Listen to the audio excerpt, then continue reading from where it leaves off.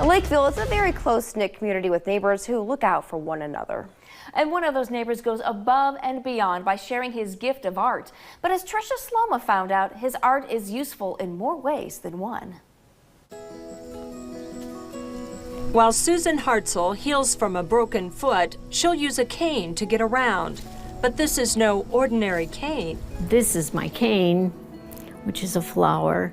It's a work of art that gets noticed. Well, first of all, they say, "Oh, I love your cane. Where'd you get it?" And I said, "Oh, you can't buy them." That's because it was made just for Susan by her friend from church, Tom Gressick.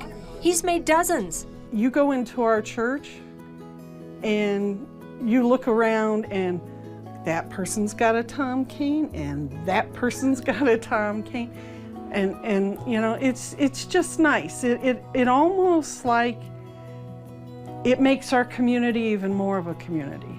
And it's not just church. So he made this cane for me. He gives them to neighbors too. Each piece on this is a separate piece of wood that he's put together. This one I will never give away. Dan Cook served with the 82nd Airborne. He's given some of Tom's canes away to other vets. Tom doesn't mind. And he said, "Well, Tom, I gave that one to a veteran." I said, "Well, I'll just make you another one if you want to give that one away." You know, I didn't get a chance to serve my country, health problems.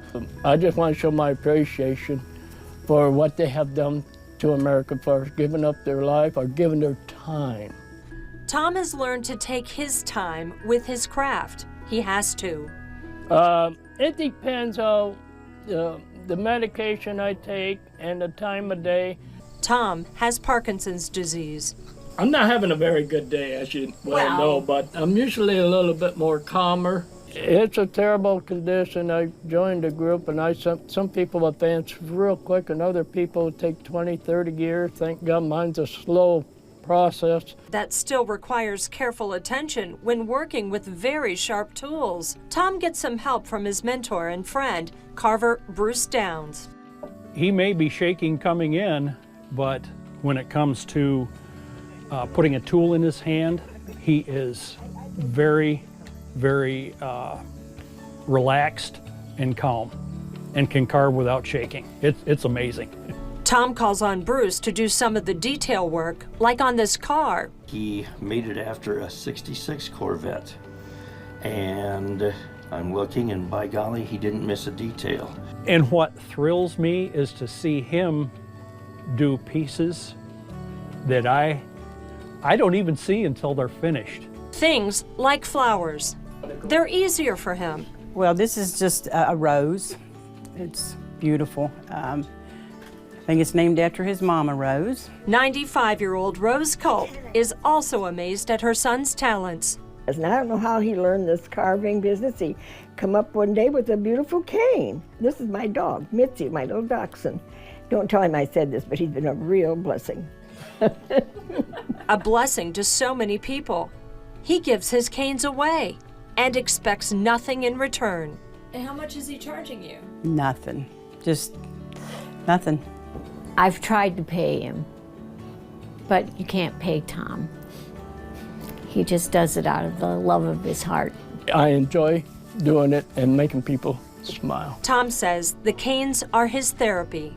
I have to thank God for giving me a gift, even though I do have a little bit of a situation, but as long as God gives me the will, I'm going to proceed on.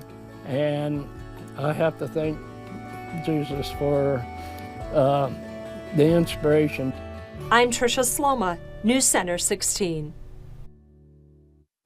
Trisha never fails to put together a heartwarming story. That was really, really amazing. Yes. And they're so beautiful. I know. Did you see how ornate that rose cane was? That was amazing.